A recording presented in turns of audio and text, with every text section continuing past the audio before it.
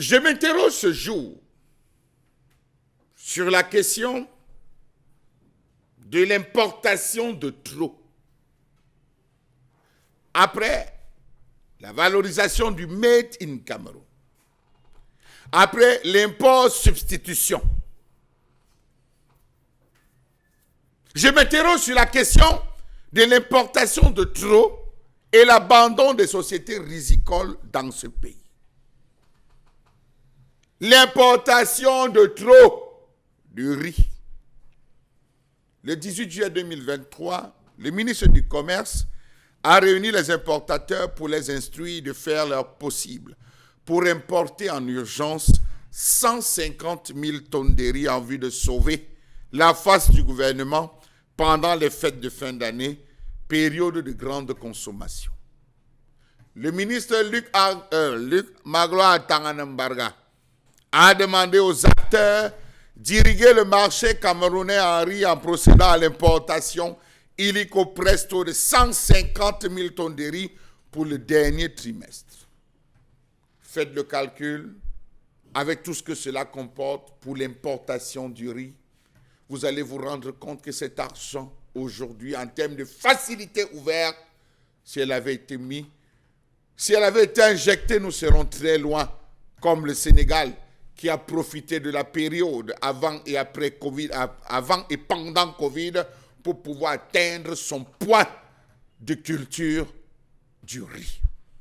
Il y a quelque chose de troublant dans l'explosion de l'importation du riz au Cameroun qui a attiré la facture, notamment 807,5 milliards de francs CFA en hausse de 14,9% des importations de produits alimentaires dans ce pays. Au regard du dynamisme de la production locale, il y a lieu de soupçonner, au regard de toutes ces demandes, regardez les vagues. Le ministre, lorsqu'on étudie les 10 dernières années, vous allez vous rendre compte que depuis qu'il a la tête de ce ministère, stratégiquement, on va d'un produit à un autre, d'une demande, des supplications d'importation, on fait semblant d'arrêter, on relance un secteur, on fait semblant lorsque c'est bien rentré, on fait semblant d'arrêter, on restoppe, on réouvre l'autre secteur en augmentant chaque fois, même si au finish on dit on va développer le secteur halieutique, on va développer le secteur agricole, on va développer le secteur de l'agroalimentaire. Hélas, on déshabille Paul pour habiller Pierre. Au regard du dynamisme de la production locale, il y a lieu de soupçonner que ce surcroît d'importation du riz est exporté vers les pays voisins, notamment le Nigeria, en raison de l'importance de son marché intérieur. Une pratique qui pourrait être facilitée par l'exonération fiscalo-douanière de cette denrée au Cameroun. À travers ce mécanisme, de l'avis de certains experts, des opérateurs véreux pourront donc importer en franchise de douane et réexporter du riz à l'étranger en multipliant au passage leurs marges bénéficiaires. On a le Tchad, grand client. On a la Guinée équatoriale, très grand client. On a le Nigeria, grand client. Et on a le Niger. Est-ce que véritablement cette importation, l'objectif, c'est de sauver absolument le Cameroun, comme la rentrée scolaire? Que devient donc, de l'avis des autres experts, la SEMRI, Soderim, une VDA dans ce pays, si l'objectif est véritablement de sauver la face du gouvernement lors de la préparation de ces fêtes de fin d'année? Pourquoi chaque période, se préparant avant la fête de fin d'année, on entre dans un circuit d'importation à outrance? En janvier, on arrête les importations. En mars, on sort des communiqués, interdiction, baisse de ceci, impôt substitution, mais du Cameroun, envie de développer. Et à cette période, forcément, il faut lancer l'œil.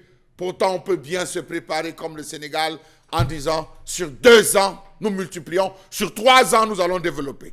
Autre chose étrange, ceux qui sont à la tête de ces importations sont des personnes qui sont au cœur du système, au cœur central du système. Allez voir le Conseil économique et social pour comprendre de quoi je parle. Comment comprendre que 47 ans après sa création en 1971, la société d'expansion et de modernisation de la riziculture de Yagwa, SEMRI au nord, tourne toujours au ralenti. Ce n'est pas l'argent qui manque.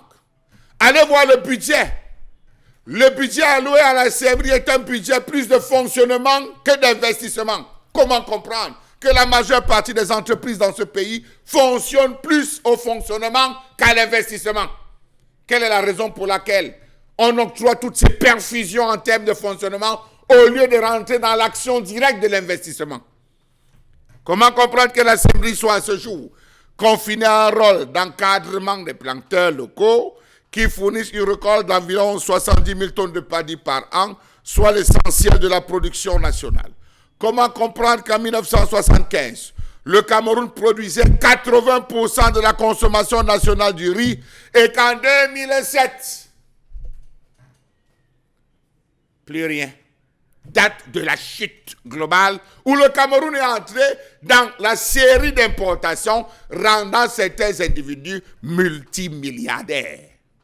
Suite à la décision du ministre du Commerce d'importer 150 000 tonnes de riz pour le dernier trimestre de l'année 2023, les producteurs accusent le gouvernement d'entretenir ces importations qui, selon eux, vont ralentir la politique de développement de cette filière qui elle-même a du mal à décoller.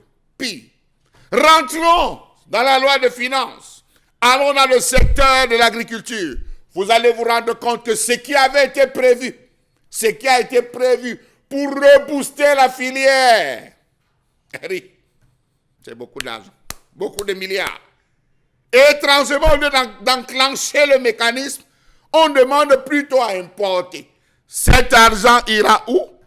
Était-ce une ligne 20 qu'on va mettre à la disposition de ces importateurs pour importer afin de ravitailler? Question. Comment comprendre qu'à ce jour, le Cameroun soit obligé d'importer près de 95% de ses besoins en riz? Ils parlent de l'impôt substitution et viennent eux-mêmes faire le contraire. Parfois, même ces grands importateurs sont des ministres, députés et autres à qui on fait des faveurs. Ligne 20 ou 21. Comment comprendre qu'à ce jour, la CMRI souffre d'un déficit d'électricité doublé d'un problème sérieux d'irrigation? Que s'est-il passé pour que la tendance inverse radicalement 36 ans après? Qu'est-ce qui peut expliquer la chute de la CMRI, Soderim, UPWUM, Valley Development Authority? Savez-vous que toutes ces sociétés ne fonctionnent plus? La question à se poser est celle de savoir si le pays, le Cameroun, veut vraiment résoudre ce problème d'importation de riz ou de production locale de riz. Toutes les mesures d'accompagnement concernant le riz viennent de l'extérieur. Réellement, le Cameroun ne peut-il pas produire suffisamment de riz et même en exporter? Question. Il suffit de trouver les personnes cachées derrière ces importations pour trouver la réponse à toutes ces questions. Loin de la promotion du Made in Cameroun, on est obligé d'importer, car ce qui est un échec partant. Ces importations auront pour conséquence qu'en plus de tuer l'embryon déjà sur place, elles vont créer la misère sur place et générer la richesse ailleurs. Savez-vous que la CMRI est loin de pouvoir remplir sa mission d'assurer l'autosuffisance alimentaire à ce pays d'Afrique centrale? Pourtant, ce n'est pas les fonds qui manquent.